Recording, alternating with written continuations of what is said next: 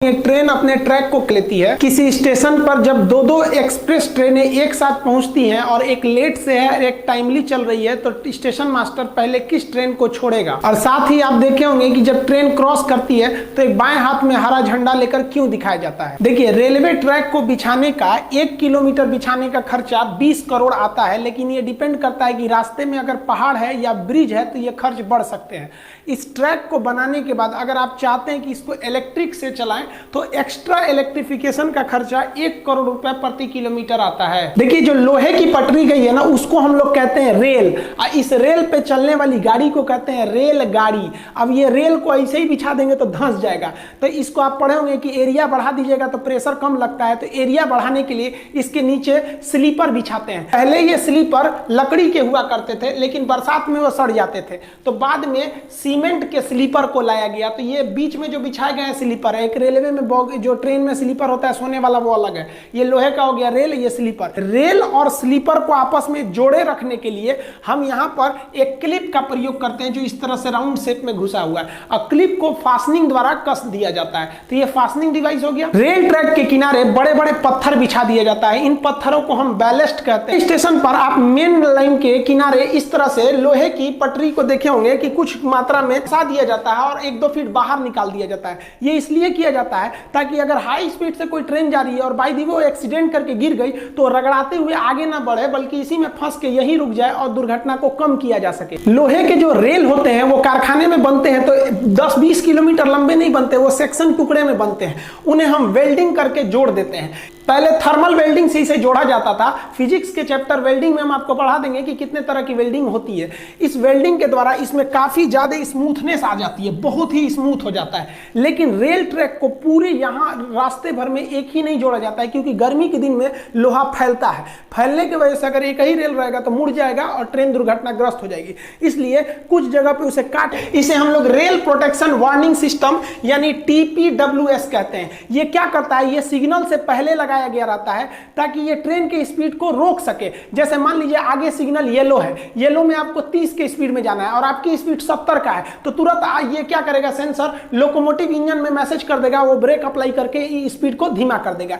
या मान लीजिए आगे का सिग्नल रेड है और इधर कोई 90 की स्पीड में ट्रेन लेके गया तो ये समझ जाएगा, सोच रहा है इतना तेज लेके जा रहा है, ठोक देगा आगे जाके, रोक दो इसको। तुरंत इस पे कुछ अंक लिखा रहता है। जैसे मान लीजिए यहाँ लिख दिए 781/7। ये क्यों लिखा रहता है, ये ड्राइवर के लिए लिखा रहता है कि अगर ड्राइवर ट्रेन को लेके जा रहा है और उसे ट्रैक में कोई गड़बड़ी दिखाई देती है तो उसे गांव शहर का पता नहीं रहता है कि कहां से गुजर रहे हैं, तो वो तुरंत इसके पास हमने एक गड़बड़ी देखा था, आप उसको तुरंत ठीक कीजिए, वरना ड्राइवर को क्या पता कि किस गांव से निकला है वो। साथ ही इस पत्थर को थोड़ी दूरी पर लगाया जाता है ट्रैक के, ताकि इससे ये भी पता चल जाए कि कहां तक रेलवे की जमीन है। इस पत्थर के अंदर का जमीन रेलवे का, बाहर की जमीन वह गांव की जिसकी जमीन है उसकी हो जाती है। देखिए, रेलवे थ्रू जाते हैं, ये मेन लाइन सीधे गई रहती है, लेकिन जब स्टेशन पे ट्रेन आती है तो ये कई सारे लूप लाइन के थ्रू आती है। इस लूप लाइन पे हम आराम से चढ़ सकें इसलिए इसके किनारे प्लेटफॉर्म बना दिए जाते हैं। तो मेन लाइन से जहां लूप लाइन चालू होता है उसे हम कहते हैं स्टेशन सेक्शन। यहां की जिम्मेदारी स्टेशन मास्टर की होती है।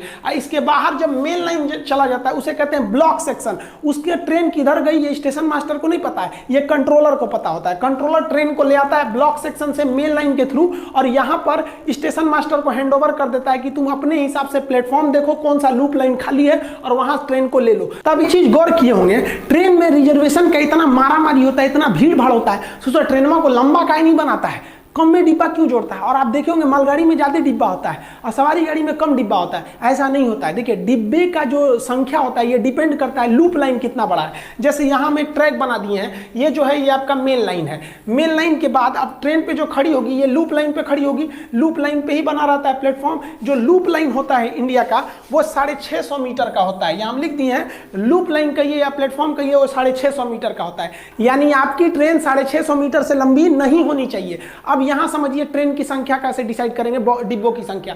जो लाल वाली LHB कोच होती है वो 24 मीटर की होती है। हालांकि इसमें दशमलव में वैल्यू होता है, हम दशमलव पे नहीं जा रहे हैं। 24 मीटर की होती है। अब बताइए 24 से भाग दीजिए 650 में, और उसके बाद भी उसमें एक इंजन जोड़ना रहता है, उसकी भी संख्या को भी आपको मायने रखना है। तो LHB कितना जोड़ते हैं, 23 ठो। और अगर आप नीले वाले ICF की तुलना करेंगे तो ICF की जो लंबाई होती है वो 22 समथिंग मीटर होती है, हम 22 मीटर लिखते हैं। अब इस 22 मीटर से आप भाग देंगे 650 में और और फिर उसमें एक एक्स्ट्रा 20 मीटर जगह छोड़िएगा इंजन के लिए, तो वो 24 से 25 बॉगी के लिए फिट होता है इस लूप लाइन पे। इससे ज्यादा बढ़ाएंगे ना तो ससुरा लूप लाइन के बाहर चल जाएगा, फॉलिंग मार्क के पीछे गार्ड का डिब्बा रहेगा, मारेगा कोनो पीछे से धोके चल जाएगा। तो ससुरा मालगाड़िया का इसे लंबा जोड़ लेती है। तो देखिए मालगाड़ी में दो तरह के ज्यादा डिब्बों का प्रयोग होता है, इस पर हम एक अलग वीडियो बना चुके हैं, आप देख सकते हैं उसको। जो खुले डिब्बे वाले होते हैं उसे कहते हैं बॉक्स एंड। तो बॉक्स एंड जो होते हैं सब, उसकी जो लंबाई होती है वो 10 मीटर होती है। अब 10 मीटर लंबाई होने की वजह से आप 650 में भाग दीजिएगा, थोड़ा सा जगह छोड़ दीजिएगा इंजन के लिए, तो ये 60 से 64 यानी लगभग 62 डिब्बा को जोड़ सकता है। इसलिए लगता है बाप रे बहुत लंबा है। लंबाई सेम है, बस डिब्बा ज्यादा है क्योंकि डिब्बा छोटा है। और ये कवर वाला देखेंगे बीसीएन को, तो बीसीएन की लंबाई थोड़ी ज्यादा होती है 15 मीटर। तो इसको भाग दीजिएगा आप 650 में, तो ये लगभग 42 तक में ये सूटेबल बैठता है।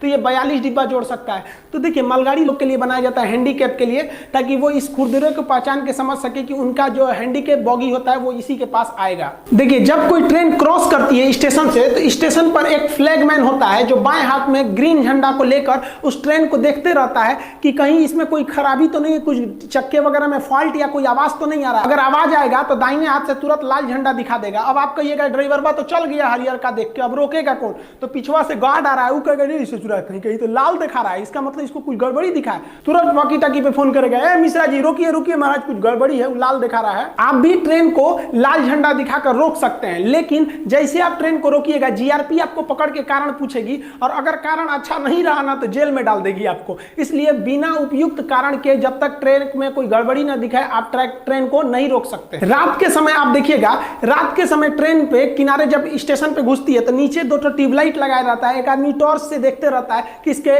जो बॉगी है चक्के में इसमें सब ठीक ठाक तो है, कोई गड़बड़ी तो नहीं है। रेल इंजन के बारे में हम आपको A to Z बता दिए थे, आप वीडियो के प्लेलिस्ट में जाके देख सकते हैं। रेल इंजन आप एक चीज देखे होंगे, रेल इंजन के आगे यहाँ कुछ लिखा रहता है शहर का नाम, जैसे हावड़ा, झांसी, गाजियाबाद, कटनी, रांची, इस टाइप का कुछ ज्यादा सिक्योरिटी तो हमको रेल की रखनी पड़ती है कि ससुरा रेल ट्रैक हुआ ठीक है कि नहीं, तो सबको उलाट देगा। तो रेल ट्रैक के अंदर आई कुछ भी गड़बड़ी या क्रैक का पता लगाने के लिए हम अल्ट्रासाउंड डिटेक्टर नामक मशीन का प्रयोग करते हैं। ये इस ट्रैक में अल्ट्रासाउंड मशीनों को, तरंगों को भेजती है, और अगर उस तरंग 100% वापस नहीं आते हैं, किसी क्रैक से निकल जाते हैं, तो समझ जाता है कि भैया यहाँ ट्रैक में गड़बड़ी है, उसको चेंज करके निकाल दिया जाता है। आप इस तरह से देखे होंगे ट्रैक पर घुमाते हुए ऐसे छोटी मशीनों को, देख ट्रैक होती है। लेकिन यूरोप वगैरह में, अन्य देशों में थर्ड रेल भी होती है। थर्ड रेल क्या होता है?